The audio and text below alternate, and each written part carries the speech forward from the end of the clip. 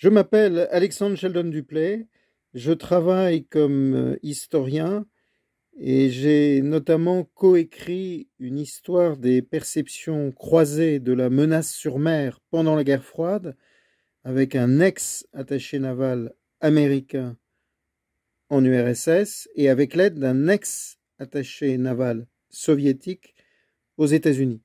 Et je suis aussi, depuis 2 ans, le co-auteur de l'annuaire Flotte de combat, qui depuis 1897 décrit la composition des flottes de guerre. Et ce travail m'amène à regarder les équilibres militaires.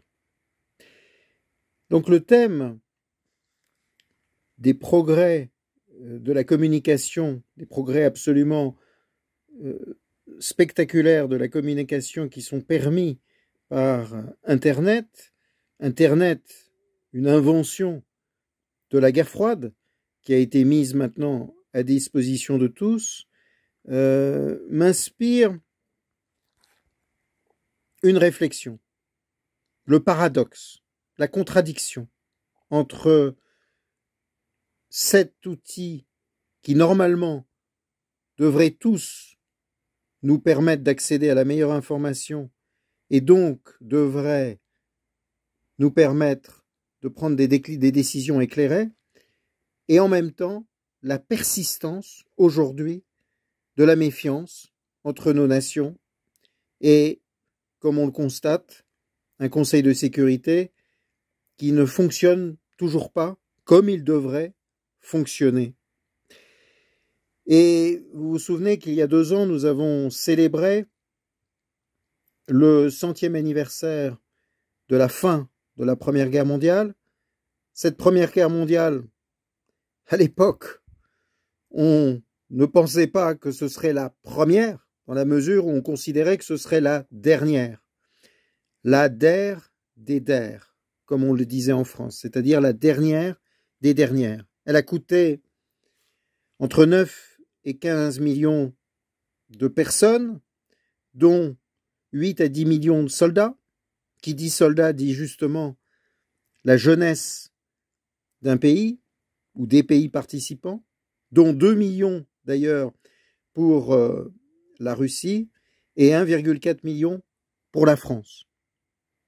Et donc, ce sacrifice n'a pas arrêté la guerre, comme on le sait très malheureusement. La Seconde Guerre mondiale, elle, a coûté 80 millions d'êtres humains et 25 millions de soldats. Et nous savons que c'est l'URSS qui a fait le sacrifice le plus lourd avec 10 millions de soldats. C'est-à-dire, encore une fois, toute une génération qui a été anéantie. Et cette deuxième guerre qui avait généré l'espoir à sa conclusion de pouvoir partir sur de nouvelles bases, les nouvelles bases de la Grande Alliance, les nouvelles bases des Nations Unies, avec une implication des États-Unis, puisque, comme vous vous en souvenez, les États-Unis, en 1919, n'avaient pas voulu faire partie de la Société des Nations, l'ancêtre des Nations Unies, qu'ils avaient inspiré. Et bien là, les États-Unis quittaient leur politique isolationniste pour accepter de s'impliquer dans les affaires du monde, pour justement préserver la paix. Et comme on le sait, la coopération avec l'URSS a échoué. Bon, elle a échoué pour des raisons circonstancielles. Les États-Unis disposaient du monopole nucléaire. L'URSS a cherché à acquérir et a acquis les secrets de l'arme atomique par l'espionnage aux États-Unis. Et cet espionnage a lui-même en retour généré une paranoïa anti-soviétique qui a expliqué les débuts de la guerre froide. Et justement, la guerre froide était une période où il n'y avait absolument pas ces outils de communication. On était, je dirais, presque complètement coupés. Il y avait bien sûr la guerre des radios, il y avait bien sûr les Allemands de l'Est qui pouvaient essayer de capter des émissions de télévision de l'Allemagne de l'Ouest, mais c'était une période où on n'avait pas cette communication. Cette guerre froide s'est terminée, heureusement, sans guerre. Vous vous souvenez de l'espoir qu'a fait naître le président américain Ronald Reagan. Le président américain Ronald Reagan, justement, avait voulu s'informer. Il avait demandé à être briefé par un universitaire américain sur l'histoire de la Russie. Il avait abordé cette question sous un angle chrétien. Il avait voulu une réconciliation. Il avait vu la fin de la guerre froide comme une libération. Évidemment, pour lui, une libération du communisme qui était perçu en Occident comme une atteinte aux libertés individuelles. Et au lendemain de sa visite à Moscou, et je vous renvoie à ses mémoires, et également sur Internet, vous pouvez trouver le discours qu'il a prononcé à l'université de Moscou, le président Reagan avait généré beaucoup d'espoir. Et là, nous constatons que depuis que 30 ans que cette guerre froide s'est terminée, eh bien, ces espoirs ont été déçus. Nous sommes toujours dans une situation d'opposition. Nous avons une opposition entre les pays occidentaux et la Russie. Nous avons un malentendu fondamental. La Russie s'inquiète et s'est inquiétée de l'extension de l'organisation de l'Alliance Atlantique vers l'Est et surtout sur le territoire de l'ex-URSS. Et c'est une des causes de cette crise ukrainienne de 2014. La Russie, comme vous le savez, estime que nous avons pratiqué, nous occidentaux, un double discours. D'une part, intervenant pour des raisons humanitaires dans le conflit de l'ex-Yougoslavie, en détachant la province du Kosovo, en nous appuyant sur la justification d'une majorité albanaise, qui justifiait donc qu'on détache le Kosovo. Et puis, nous avons refusé, nous occidentaux, que la Russie, s'appuyant sur cette même règle de la majorité, détache la Crimée de l'Ukraine. Et ce motif justifie les sanctions que vous connaissez. Et puis, par ailleurs, il y a une opposition inquiétante entre les États-Unis et la Chine. La Chine, un pays qui a connu un développement absolument spectaculaire et remarquable, la situation du piège de Thucydide, c'est-à-dire l'inquiétude d'Athènes face à la montée de Sparte, et donc la peur des États-Unis de perdre le leadership mondial, et pour cela, une opposition de plus en plus marquée à la Chine. Et ces outils que nous avons à disposition, qui normalement devraient nous permettre de nous informer, qui devraient permettre de disperser les malentendus, de favoriser le dialogue, et qui le favorisent, de facto, puisque là, nous sommes en train de converser, ou plus exactement, vous m'entendez à distance. Mais ces outils sont également le théâtre d'une nouvelle guerre, d'une guerre de l'information, d'une guerre des fake news. Et cette guerre des fake news, sans mauvais jeu de mots, empoisonne le dialogue, empoisonne les relations, et 30 ans après la fin de la guerre froide, le Conseil de sécurité ne marche toujours pas comme il devrait marcher.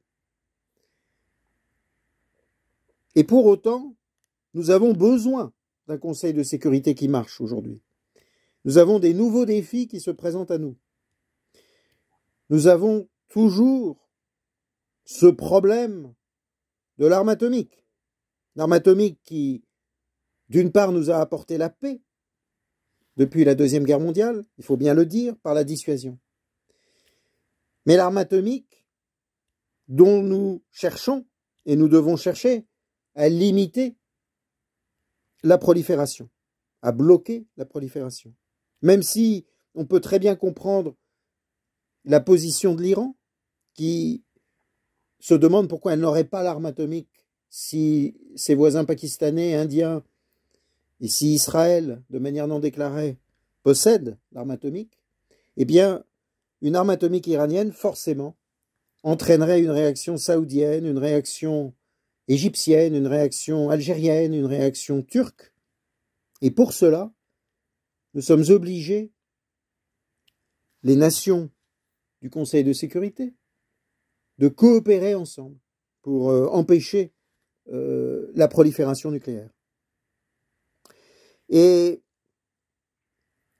cet effort demande la confiance. Et cette confiance, elle n'existe pas. On le voit bien dans nos relations. Donc, je dirais que c'est un devoir des citoyens, c'est un devoir de la jeunesse qui aujourd'hui a les outils, les instruments de cette communication. C'est un devoir pour elle, d'une part, de s'ouvrir aux autres nations, de ne pas rester sur son quant à soi nationaliste ou sur ses certitudes, d'essayer de s'informer, malgré la désinformation, malgré les fake news, c'est-à-dire de faire preuve d'esprit critique. Et donc, c'est une invitation à tous de chercher toujours à essayer de lire les nouvelles des autres pays, de chercher plutôt les grands médias, parce que on peut aussi tomber sur des réseaux sociaux qui ne représentent que des points de vue extrêmes. Et en même temps, je voudrais vous donner un souvenir personnel. Quand j'étais enfant, j'entendais mon grand-père maternel, vétéran de la Deuxième Guerre, qui parlait souvent mal des Allemands. Et moi-même, un jour, j'ai mal parlé des Allemands. Et mon grand-père m'a giflé. Et je peux vous dire que je ne comprenais pas. Et mon grand-père m'a expliqué, moi, j'ai le droit de parler mal des Allemands de ma génération. Mais toi, tu n'as aucun droit de parler mal des Allemands, car les Allemands de ta génération sont totalement innocents, autant que toi, de ce qui est arrivé pendant la Deuxième Guerre mondiale.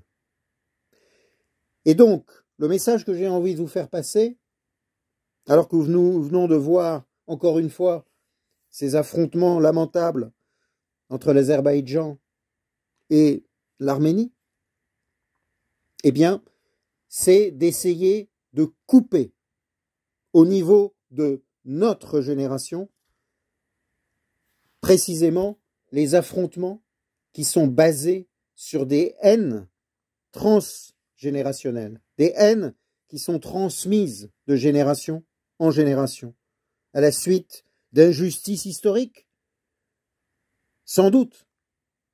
Mais il faut savoir couper court.